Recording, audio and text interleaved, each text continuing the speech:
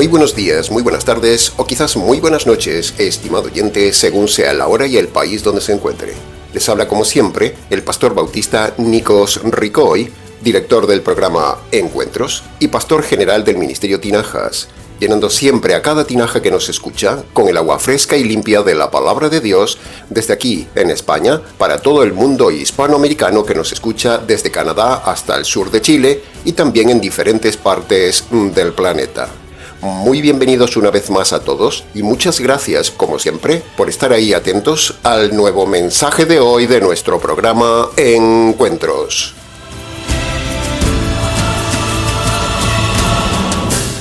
Continuamos hoy, estimado oyente, con nuestra convicción de que cada poco tiempo es necesario tocar algún área del segundo tema más importante de la palabra de Dios, el tema del noviazgo, matrimonio y divorcio.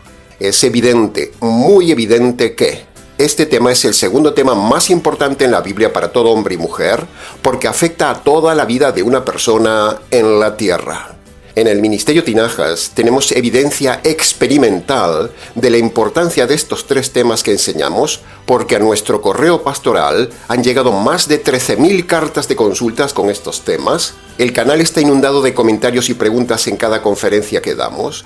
En nuestro haber hay también cientos de consultas pastorales de estos tres puntos y a la vez tenemos en el canal, en la zona de listas, más de 30 conferencias radiales y virtuales con estos temas. Por lo tanto, sabemos de lo que hablamos y estamos seguros de la doctrina antidivorcio que enseñamos y por eso es uno de los temas más importantes de estudio fundamentales en el Ministerio Tinajas.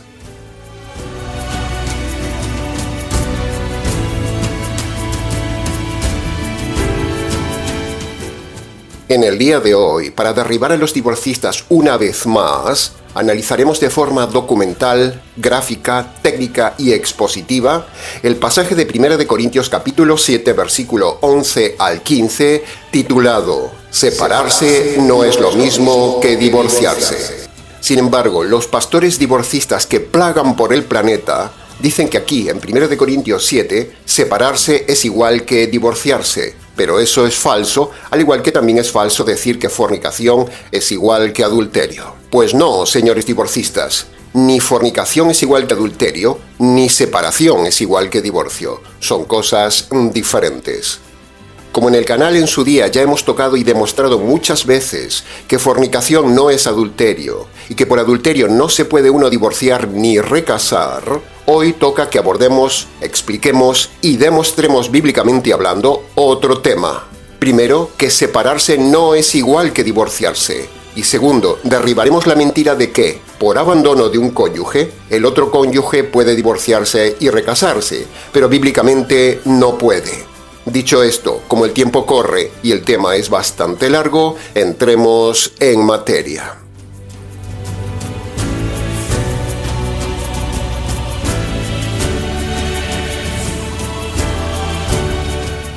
Entremos entonces en el análisis y comentario de 1 de Corintios capítulo 7, versículo 10, el primer versículo de análisis de hoy que dice: «A los que están unidos en matrimonio, les manda el Señor que la mujer no se separe del marido». Punto número 1.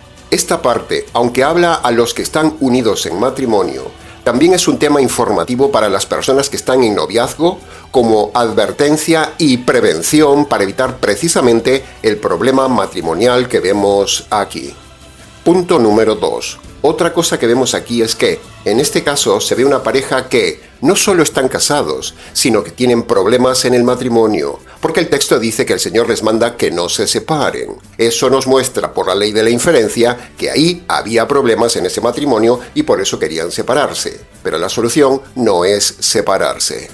Entonces la pregunta es, ¿por qué un matrimonio que decide casarse, que entran con ilusión al matrimonio juntos, ahora estamos hablando de conflictos y están pensando en una posible separación? ¿Por qué?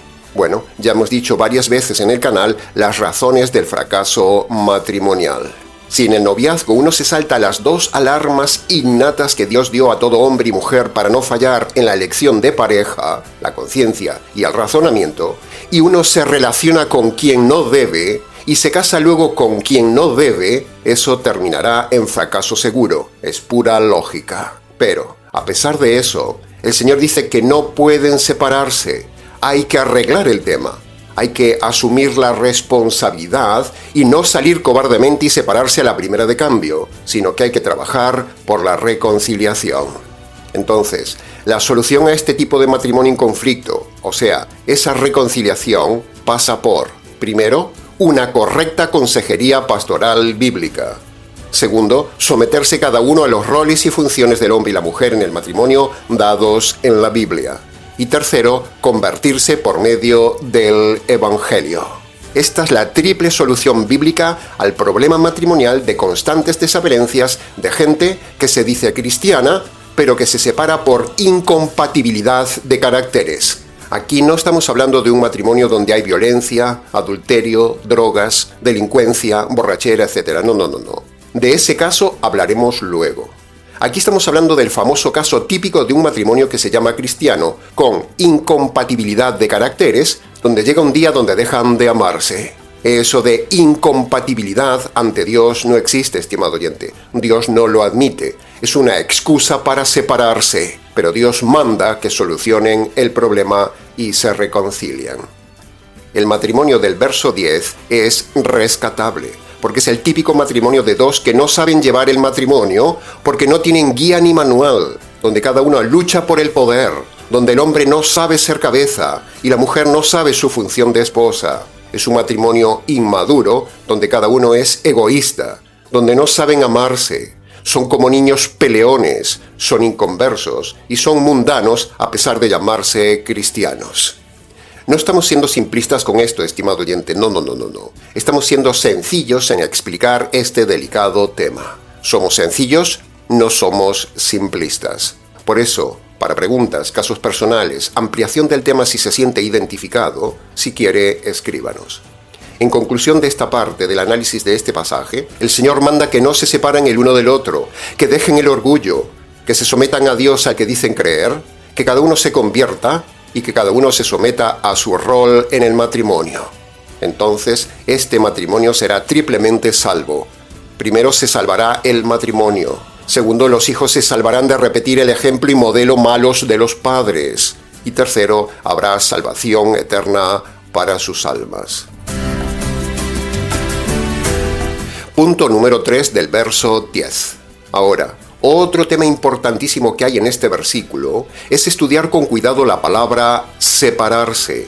Esa palabra es fundamental en el mensaje del día de hoy, porque esa palabra no significa divorcio, como dicen los divorcistas. No. La palabra griega para divorcio en el Nuevo Testamento, los estudiosos del griego dicen que es apostación. Y eso lo puede ver usted en cualquier léxico griego, como por ejemplo el que le ponemos en pantalla, para que usted pare el vídeo, tome nota de cada uno de los gráficos que le ponemos en pantalla y así usted verá cómo le mienten los pastores haciéndole creer que separación es divorcio, cuando el griego no lo dice. Esa palabra griega apostación, que es la palabra divorcio, no aparece en todo 1 Corintios 7.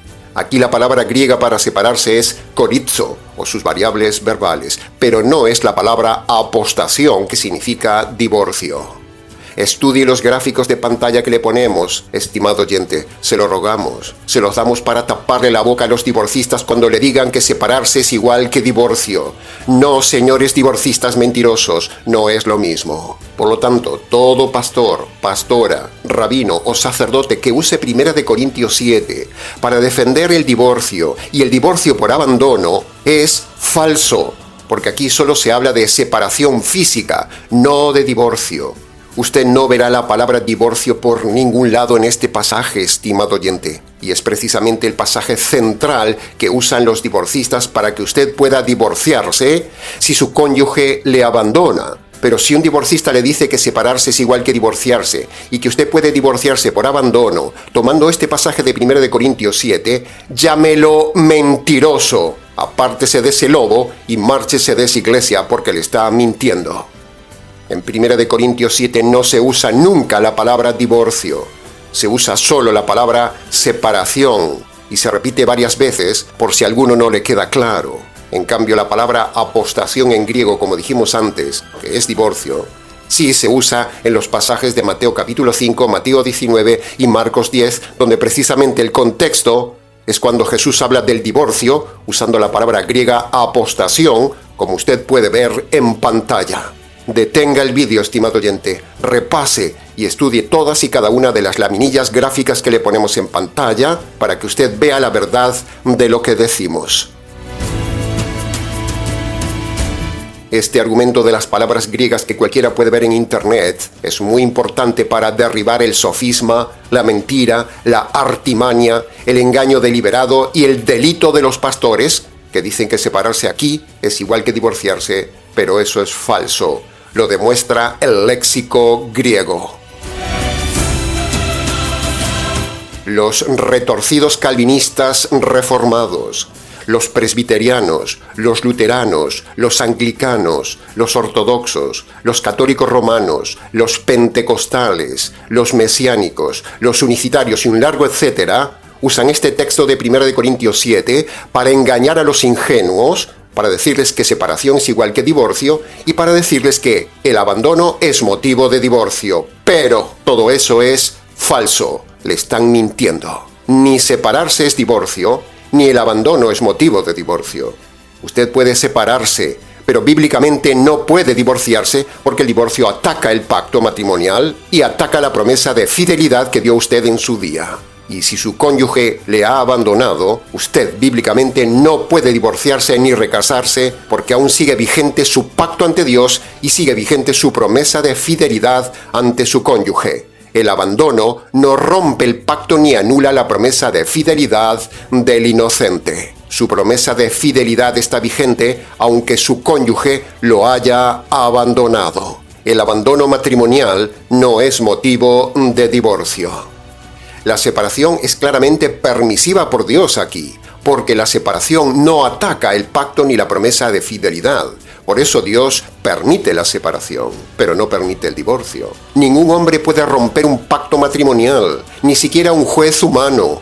Un juez que divorcia a una pareja está pecando delante de Dios, y un día Dios lo juzgará a él por meterse con el matrimonio indisoluble. Aunque haya divorcio humano, Dios no lo acepta. Dios no divorcia a esa pareja, la mantiene unida. O sea que ese divorcio no vale de nada ante Dios, solo es rebelión y pecado. Bien, hasta aquí con el análisis expositivo de las tres partes importantes de este versículo 10. Repáselo y si tiene preguntas, escríbanos.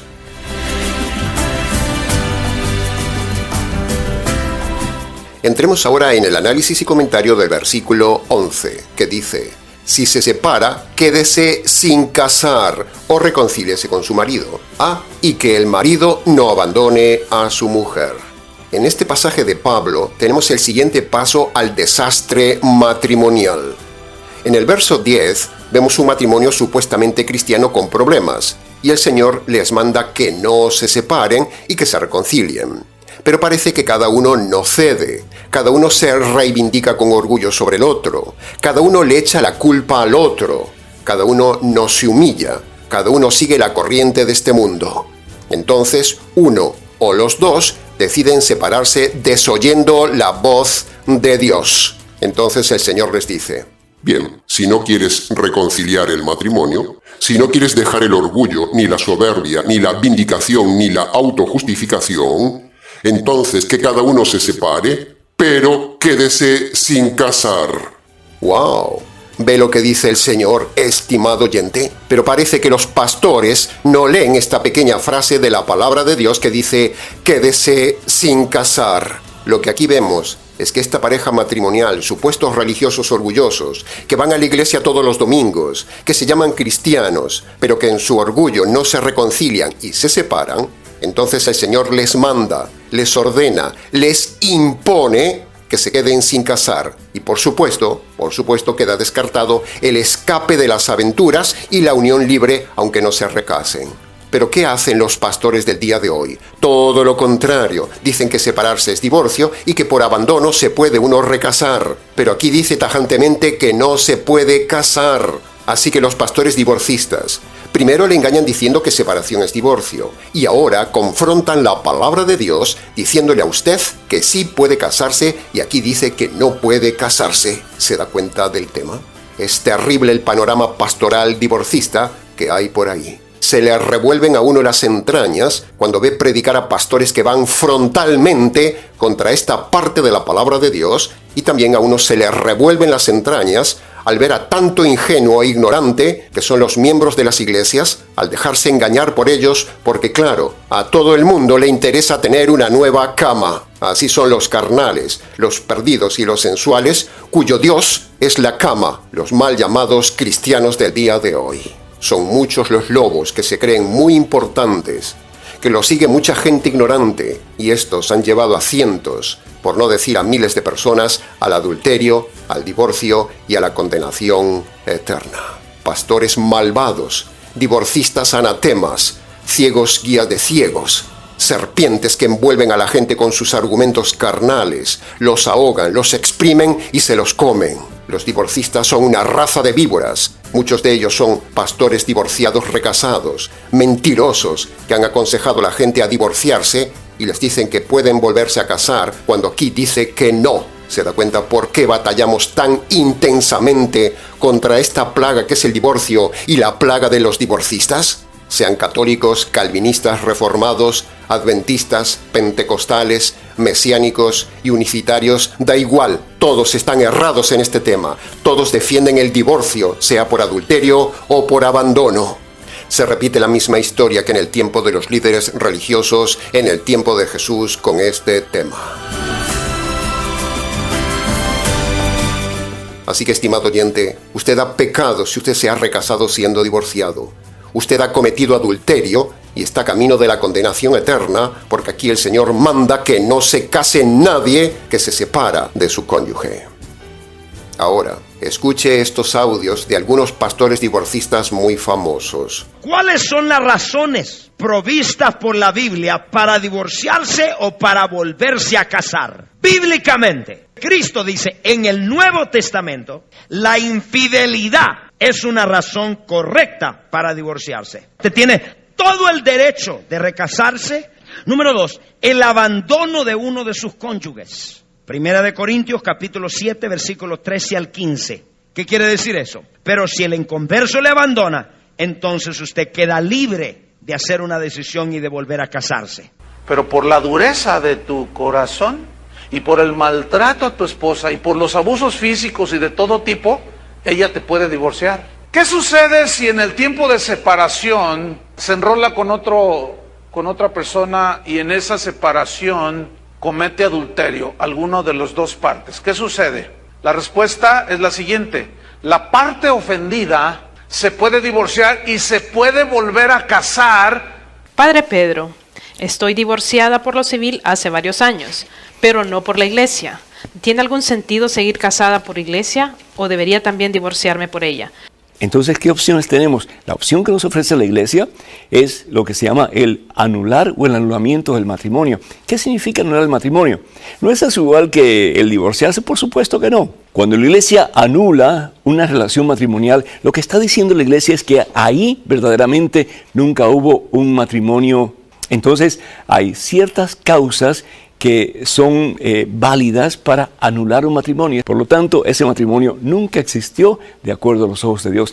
¿Permite entonces la Biblia el divorcio? Sí, cuando hay un adulterio no arrepentido. Y Primera de Corintios 7:15 agrega otra situación en la que Dios permite el divorcio. Acompáñenme ahí. Si el cónyuge incrédulo y el incrédulo quiere dejarlo, quiere abandonarlo, Dios permite entonces el divorcio. ¿Puede un cristiano divorciarse? Yo pienso que la Escritura sí muestra que un cristiano se puede divorciar, pero solamente en dos casos. Dios da legitimidad a un creyente para que se divorcie. Un creyente que ha sido víctima de adulterio, que su pareja le ha sido infiel. El otro pasaje que nos muestra donde un creyente puede divorciarse ahí es en 1 Corintios 7, que Pablo le habla a un hermano que está casado con un incrédulo, y el incrédulo toma la decisión de dejarlo. Pablo dice que el hermano no está sujeto a servidumbre. Entonces, en esos dos casos yo creo que la Biblia permite que un cristiano se divorcie, en el caso que ha sido víctima de adulterio o en el caso que ha sido víctima de abandono. Como dijimos antes, a uno se le revuelven las entrañas al escuchar esta jauría de lobos. Por eso en el Ministerio Tinajas luchamos con toda intensidad contra estos engañadores y les enseñamos la verdad.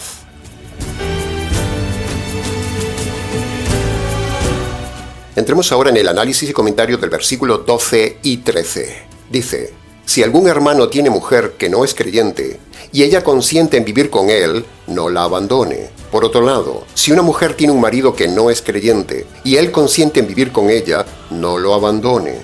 Bien, veamos entonces el fondo subyacente de estos dos pasajes. Punto número 1. En primer lugar, Pablo usa dos palabras importantes: hermano y creyente. Por lo tanto, este pasaje es para toda persona que supuestamente se llama cristiano. Todo el pasaje de hoy es para personas que se llaman cristianas, pero la realidad objetiva del día a día en las iglesias, la realidad es que aún llamándose cristianos, nadie hace caso de este pasaje, sencillamente porque no son cristianos, son paganos, son mundanos, son solo religiosos metidos en un antro, un edificio mal llamado iglesia. Ahí está el problema, estimado oyente, que la gente le gusta llamarse cristianos, tienen la obsesión compulsiva de congregarse en una iglesia, pero a la hora de obedecer esta parte de la palabra que manda el Señor, no les gusta, lo desechan, se van, abandonan el matrimonio, se van en unión libre o se divorcian y se recasan. Pero aquí el Señor lo prohíbe, por eso así les va. Se separan, se divorcian, destrozan sus vidas y se vuelven a casar. Pero aquí el Señor dice que no se puede. Sin embargo, van a cantar, van a oír prédicas, van a misa, van a sociabilizar a la iglesia, pero de obediencia a la palabra, nada de nada. Punto número 2. El siguiente punto que se percibe en este pasaje es que, aunque en este matrimonio cada uno no tiene la misma creencia de fe, sin embargo, es un matrimonio que aparentemente se llevan bien. Por lo tanto, en este pasaje vemos un segundo tipo de matrimonio, diferente al que vimos antes en el versículo 10 y 11, donde allí había un matrimonio con desavenencias, problemas, guerras, discusiones y etc. Pero aquí, en el versículo 12 y 13, hay un matrimonio que se lleva bien, pero son ambos de fe diferente, donde un cónyuge es inconverso y el otro cónyuge es convertido. Entonces el Señor manda que sigan unidos, no se separen por la diferencia de fe. El convertido, como dice aquí, no puede abandonar al inconverso por ser de fe diferente. Y sobre todo, si el cónyuge inconverso es buena persona, es moral, es respetuoso, es trabajador, etcétera, etcétera, que por cierto los hay, pero lamentablemente es inconverso. Sin embargo, el Señor manda que no se separen.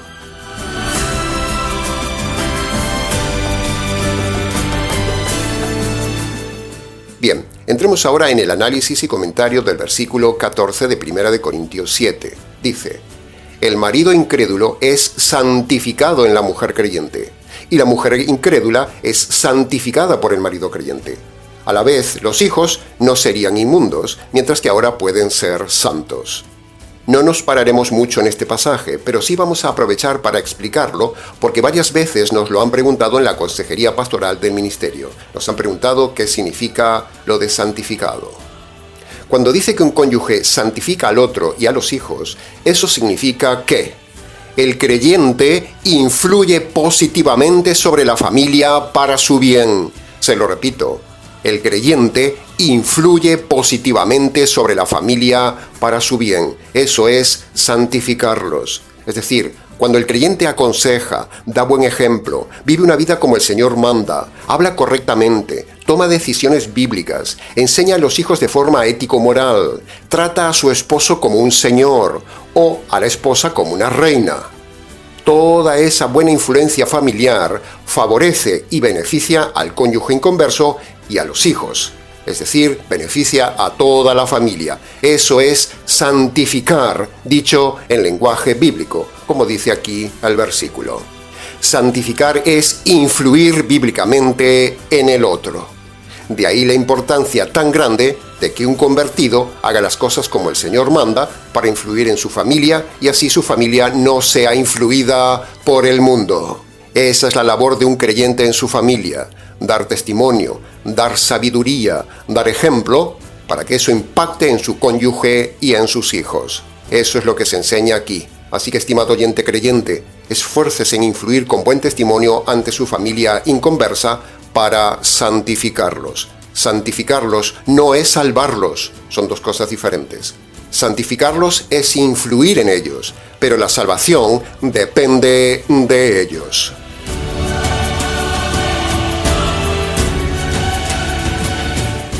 Y entremos entonces ahora en el análisis y comentario del último versículo del día de hoy, el versículo 15, que dice: si el incrédulo se separa, sepárese, pues no está el hermano o la hermana sujeto a servidumbre en semejante caso, sino que a vivir en paz nos llamó Dios.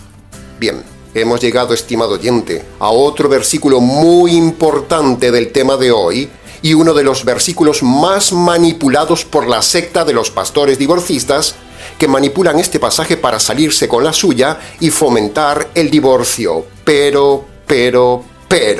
Punto número 1. El pasaje no habla de divorcios, como ya hemos dicho, ni en castellano ni en griego, señores divorcistas. Así que, como dijimos antes, si un pastor le usa este pasaje a usted para fomentar el divorcio diciendo que ese sepárese es igual que divorcio, eso es falso, como dijimos antes. Así que volvemos al mismo punto argumental inicial. Aquí no se habla de divorcio, se habla solo de separación. Punto número 2. Aquí tenemos un tercer tipo de matrimonio donde hay razones graves y circunstancias duras donde sí se debe separar la pareja, pero no divorciar. Al inicio vimos el caso de un matrimonio donde dijimos que no había razones para separarse en un matrimonio. Luego vimos un matrimonio de fe diferente donde tampoco es razón para separarse eso.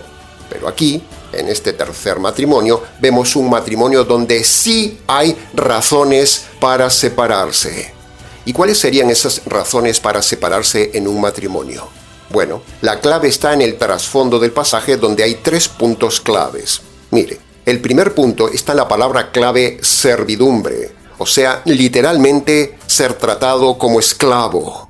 La segunda frase importante que nos habla de algo muy grave en este matrimonio para separarse es la frase en semejante caso. Esa frase habla de que hay algo muy grave ahí escondido. Y tercero, en este matrimonio hay violencia y guerra porque se dice que hay que separarse para vivir en paz. Por lo tanto, por estas 3 cosas, aquí se infiere que este es un matrimonio en estado muy grave en la relación, que sí debe haber separación física, pero no divorcio. Por ejemplo, si en un matrimonio hay adulterio por parte de él, y al llegar a casa exige la cama a su esposa, eso es esclavitud, eso es abuso, eso es animalidad, eso es indigno, eso no puede permitirse. Entonces, toda esposa debe separarse de ese hombre adúltero, debe echarlo de casa o marcharse de casa, pero no consentir esa servidumbre inmoral. Los lobos dicen que si su esposo es adúltero puede divorciarse, pero aquí el pasaje no dice divorciarse, solo dice separarse. Otro ejemplo, si en un matrimonio hay un marido delincuente, un marido sicario, un marido contrabandista, borracho, violento, un violador, un maltratador, un abusador de las hijas, que no trae dinero para sostener la casa, si un marido es ludópata, si un marido es amante de sus amigotes y no atiende su casa, por todas estas y similares razones graves, escúcheme bien, estimada oyente, escuche este consejo bíblico salomónico y pastoral. Usted debe separarse de ese cónyuge cuanto antes, porque eso es vivir en esclavitud, bajo servidumbre de un machista. Pero, bíblicamente hablando, no puede divorciarse, porque Dios no le permite divorciarse, porque la culpa es suya, señora, por haberse casado con ese hombre que no debía. Pero Dios sí le permite separarse para cuidar su vida, su integridad y su dignidad. Así que tome sus cosas, váyase de esa casa, expulse de esa casa a su cónyuge y reclame ante las autoridades justicia, pero no se divorcie.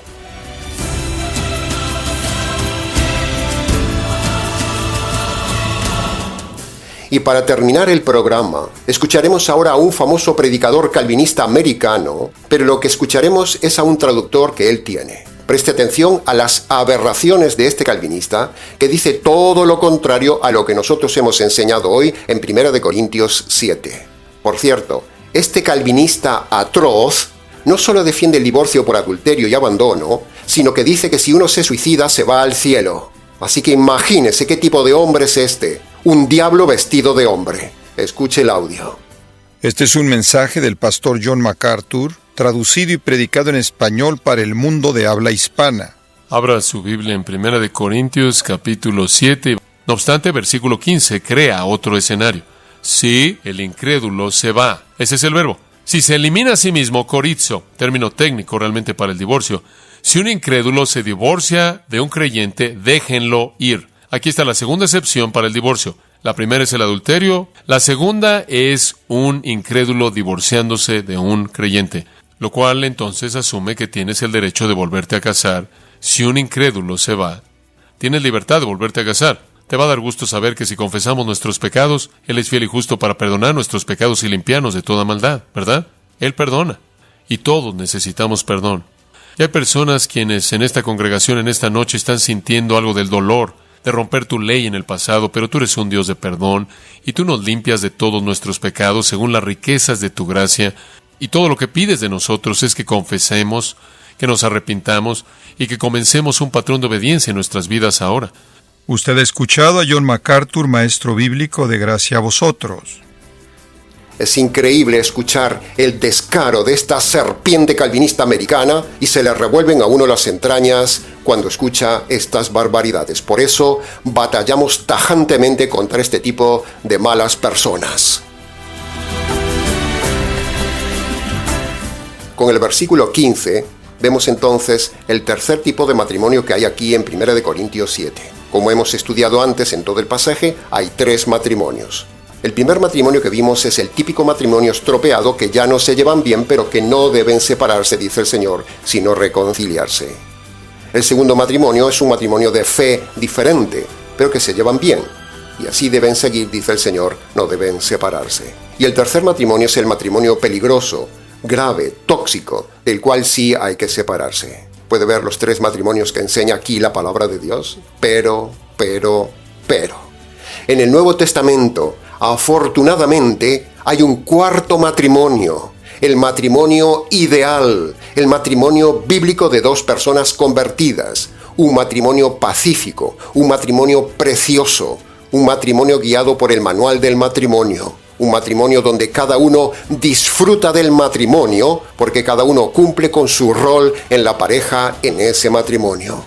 Ese matrimonio es posible en la tierra, estimado oyente. Es el matrimonio bíblico por el cual tanto trabajamos. Así que le preguntamos en reflexión, ¿qué matrimonio quiere tener? ¿Qué matrimonio tiene actualmente? ¿O qué matrimonio ha tenido usted, estimado oyente?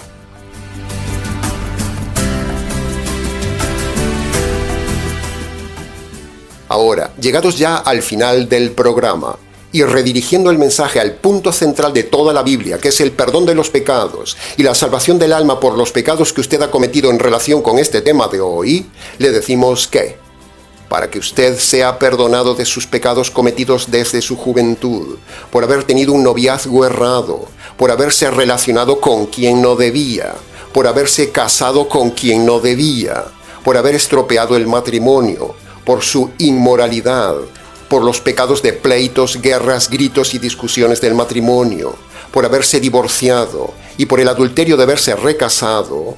En definitiva, para el perdón de todos estos pecados relacionados con el tema de hoy, que lo llevan a usted a la condenación eterna, Dios, en su paciencia y en su gracia, le da una oportunidad de recibir el perdón de los pecados y la salvación de su alma, si usted obedece hoy los 2 requisitos que Dios le manda en Marcos capítulo 1, versículo 15. Primero, usted debe humillarse ante Dios y debe reconocer de forma concreta sus pecados cometidos ante Dios desde su juventud hasta ahora. Segundo, no solo debe reconocer sus pecados concretos ante Dios, sino que también debe abandonar los pecados que esté cometiendo actualmente ante Dios. Reconocer y abandonar es el correcto arrepentimiento bíblico.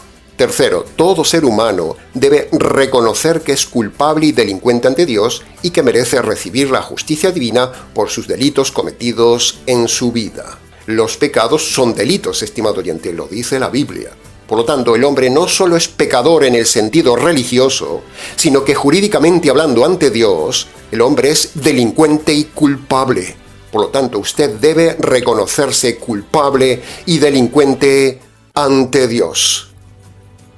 Cuarto, usted también debe reconocer que esa justicia que usted merecía por sus pecados, el Señor Jesús la recibió en la cruz. Y esto, la justicia caída en la cruz por usted, es la buena noticia del Evangelio que el Señor Jesús le manda creer.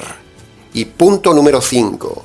Todo ser humano, para escapar del juicio de Dios y la justicia divina por sus obras mal hechas desde su juventud, todo ser humano debe tomar por la fe esa justicia divina que le cayó al Señor Jesús en la cruz. O dicho en otras palabras, usted debe adueñarse por la fe de esa justicia que le cayó al Señor Jesús en la cruz.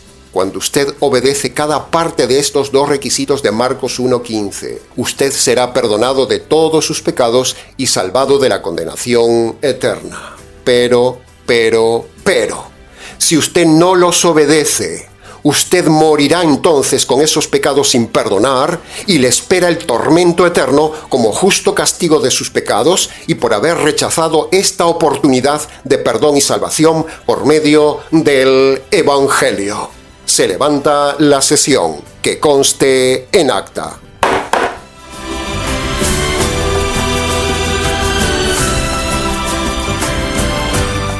Y hasta aquí, estimado oyente, con el nuevo mensaje del día de hoy.